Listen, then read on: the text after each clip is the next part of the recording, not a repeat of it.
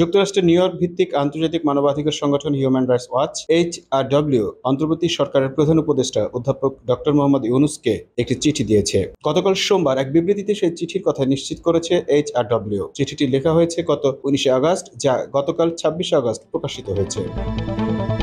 প্রধান উপদেষ্টাকে লেখা সেই চিঠিতে বলা হয়েছে, বাংলাদেশের সাম্প্রতিক সময় ঘটে যাওয়া ঘটনার তদন্ত ও জবাবদিহিতার জন্য একটি স্বাধীন প্রক্রিয়া প্রতিষ্ঠা করার জন্য অন্তর্বর্তী সরকারের উচিত জাতিসংঘ মানবাধিকার কাউন্সিলের আসন্ন অধিবেশনে একটি রূপরেখা চাওয়া। চলতি বছরের 9 সেপ্টেম্বর কাউন্সিলের 57তম অধিবেশন শুরু হবে।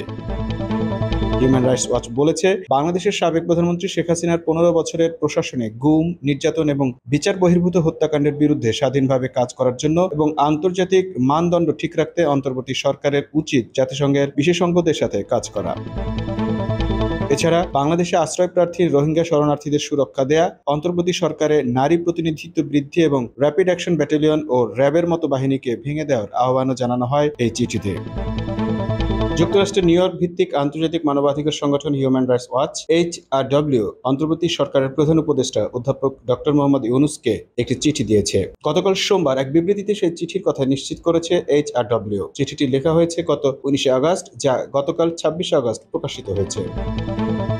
প্রধান উপদেষ্টাকে লেখা সেই চিঠিতে বলা হয়েছে, বাংলাদেশের সাম্প্রতিক সময় ঘটে যাওয়া ঘটনার তদন্ত ও জবাবদিহিতার জন্য একটি স্বাধীন প্রক্রিয়া প্রতিষ্ঠা করার জন্য অন্তর্বর্তী সরকারের উচিত জাতিসংঘ মানবাধিকার কাউন্সিলের আসন্ন অধিবেশনে একটি রূপরেখা চাওয়া। চলতি বছরের 9 সেপ্টেম্বর কাউন্সিলের 57তম অধিবেশন শুরু হবে।